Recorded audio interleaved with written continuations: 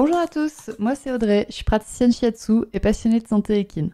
Et tous les vendredis, je me mets au défi de vous partager un maximum d'informations et de pistes de réflexion sur un sujet lié à la santé de vos compagnons à crinière. Je vous embarque donc avec moi pour parler physiologie, émotions et relations, avec beaucoup de bonne humeur et surtout de la passion. C'est parti, je vous souhaite une bonne écoute.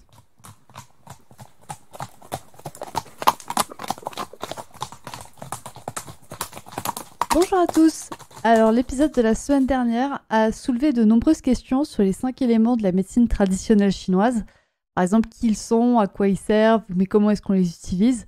Et donc aujourd'hui, je vais répondre à tout ça. Donc, je vais vous raconter des jolies histoires pleines d'observations de la nature pour que vous puissiez comprendre. Donc si vous n'avez pas écouté l'épisode 9 de la semaine dernière qui portait sur le rythme de l'année selon la médecine traditionnelle chinoise, je vous invite à le faire soit maintenant, soit juste après cet épisode parce que ce sera très complémentaire. Et donc aujourd'hui, on part sur les 5 éléments de la médecine traditionnelle chinoise. Premièrement, il faut savoir une chose sur la médecine traditionnelle chinoise, c'est que ces principes ont été édictés à une époque assez lointaine du microscope. C'est-à-dire que la médecine traditionnelle chinoise s'appuie sur l'observation de la nature et sur des dissections.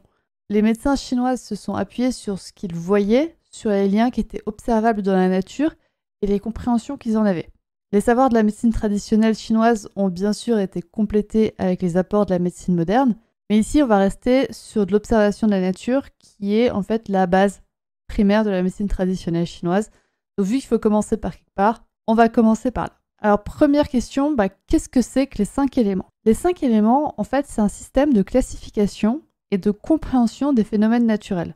Et donc, ça permet de comprendre des pathologies physiques et émotionnelles d'un homme ou d'un cheval.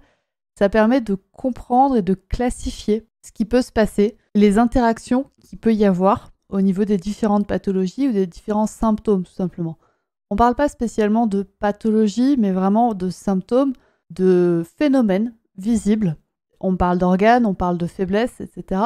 Mais c'est vraiment les liens entre les choses de la nature et les choses observables chez un cheval et chez un humain. Du coup, les 5 éléments, ce sont le bois, le feu, la terre, le métal et l'eau. Vous voyez que ce sont des éléments du coup qui sont observables dans la nature. Le bois, ce sont les arbres, le feu, c'est le feu. La terre, elle est cultivée par les paysans, donc elle est très visible. Le métal était déjà visible sous forme soit de pépites d'or, soit sous forme de fer. Il y avait des outils, il y a des outils en métal qui existent depuis maintenant très longtemps. Ça aurait été intéressant que je me rappelle quand est-ce qu'était l'ère du métal. Mais bon, voilà. Et l'eau, bien évidemment, est aussi un observable de la nature. Et chaque élément est en lien avec un organe, un viscère, des tissus, des émotions, des comportements, une saison. On pourrait en quelque sorte tout associer à un élément. Et donc là, je vais vous dire qu'est-ce qu'on peut associer à chaque élément. Du point de vue des saisons, comme on l'a vu dans l'épisode 9, le printemps, c'est plutôt bois, l'été, c'est plutôt feu, les intersaisons, c'est la terre, le métal, c'est l'automne, et l'eau, c'est l'hiver. Voilà, donc ça, c'est pour les saisons. Donc en ce moment, on est en automne. Si vous écoutez le podcast le jour de sa sortie, le 10 septembre, on est en automne, et donc c'est la saison du métal. Pareil pour les organes, donc le foie peut être associé au bois, le cœur peut être associé au feu, la rate peut être associée à la terre, le poumon peut être associé au métal, et le rein peut être associé à l'eau. Et avec ça, il y a les viscères aussi. Donc les viscères par rapport aux organes, les viscères c'est vraiment ce qui est en communication avec l'extérieur. Donc ce qui a une lumière antérieure et postérieure. Donc c'est des organes qui vont avoir une vraie communication, alors que les organes comme le feu, le foie, le cœur, la rate, les poumons et le rein, il vaut mieux pas qu'il y ait d'entrée ou de sortie de ces organes. Et donc la viscère du bois, c'est la vésicule biliaire, la viscère du feu, c'est l'intestin grêle, la viscère de l'estomac, de la terre, c'est l'estomac, le petit lapsus, la viscère du métal, c'est le gros intestin, et la viscère de l'eau, c'est la vessie. Voilà, donc là, vous voyez des organes et des viscères qui sont à chaque fois raccrochés à des éléments. Mais à côté de ça, on peut rajouter aussi des tissus. Donc des groupes tissulaires qui sont pas des organes à proprement parler. Vous allez vite comprendre quand je vais vous le dire. Par exemple, ceux du bois. Donc les tissus du bois sont les tendons, les muscles, les ligaments, la corne chez les chevaux. Vous voyez, c'est des choses qui sont plus grosses qu'un organe, plus étendues, présentes à différentes parties du corps. Donc c'est des groupes de tissus. Les tissus du feu, c'est le sang et les vaisseaux sanguins. Les tissus de la terre, c'est les chairs, les muscles aussi. Donc chez les chevaux, d'un point de vue de la chair, on retrouve la fourchette. Donc quand votre cheval a un problème de fourchette, c'est qu'il a un problème en général au niveau de l'élément terre.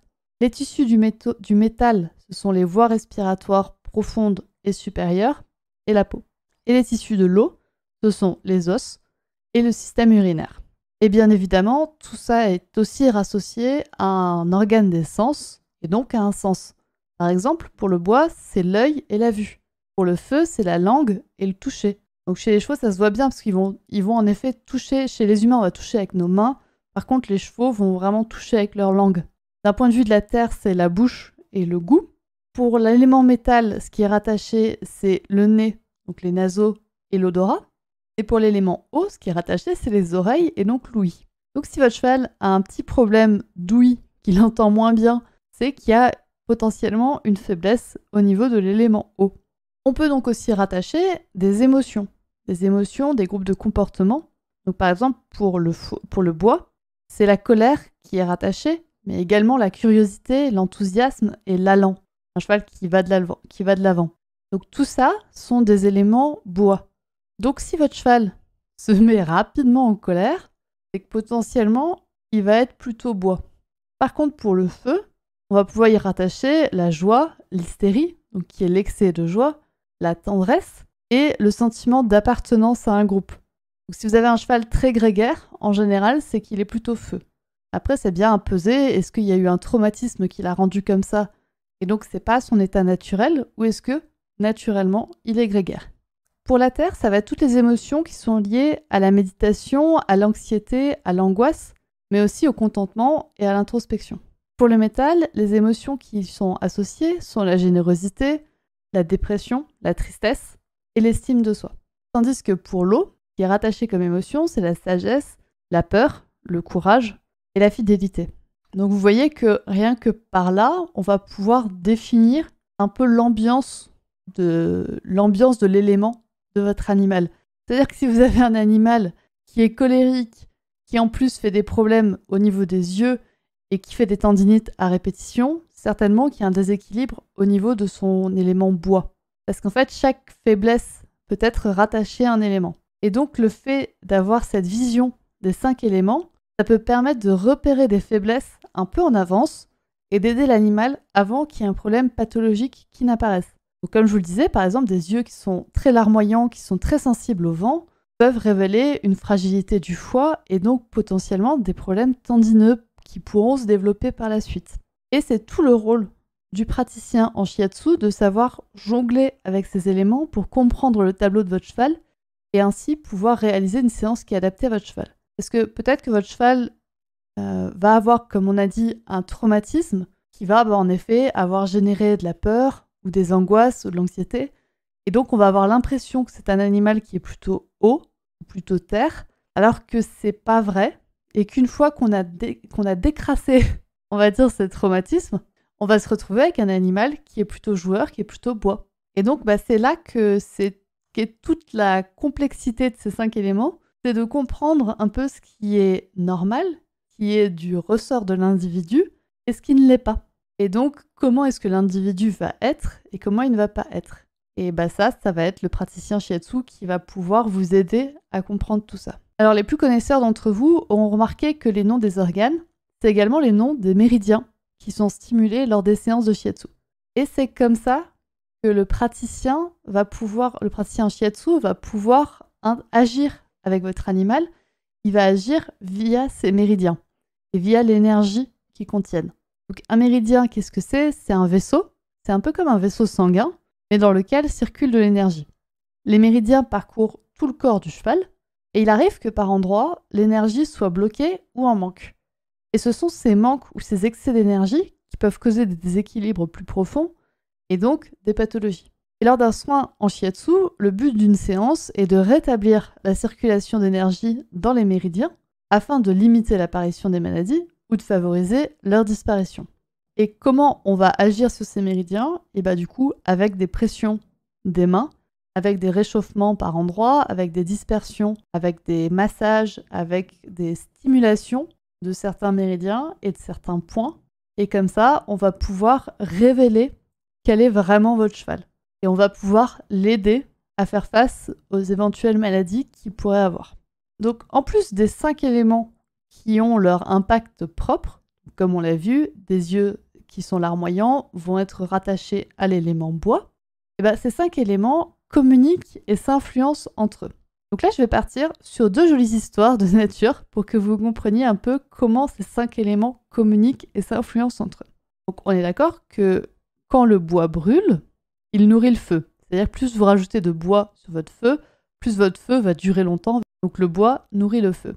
Lorsque le feu s'éteint, ces cendres vont nous servir à nourrir la terre.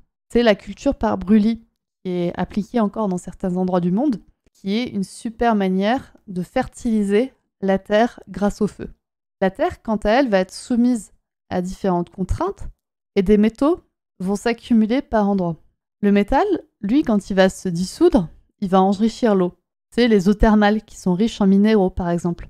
Et l'eau, elle va permettre aux arbres de pousser et donc au bois de pousser. Donc en gros, on a l'élément bois qui nourrit l'élément feu, qui lui-même nourrit la terre, qui elle-même nourrit le métal, qui nourrit l'eau, qui à son tour nourrit l'élément bois. On est donc sur un cycle de nourrissement naturel de ces 5 éléments. Donc ça peut arriver, par exemple, quand on est praticien shiatsu, qu'on va avoir une faiblesse au niveau du métal, qui va donc se caractériser par exemple par des problèmes de peau. Donc quand votre cheval a des problèmes de peau, c'est un problème métal.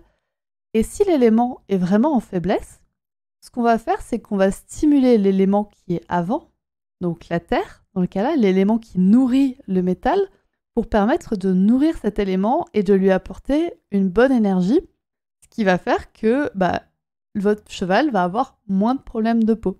Voilà, donc c'est tout le cycle de nourrissement. Donc je vous le répète, le bois qui nourrit le feu, qui nourrit la terre, qui nourrit le métal, qui nourrit l'eau, qui à son tour nourrit une nouvelle fois le bois. Et il y a une autre histoire maintenant. C'est que l'eau, on est d'accord, ça sert à éteindre le feu.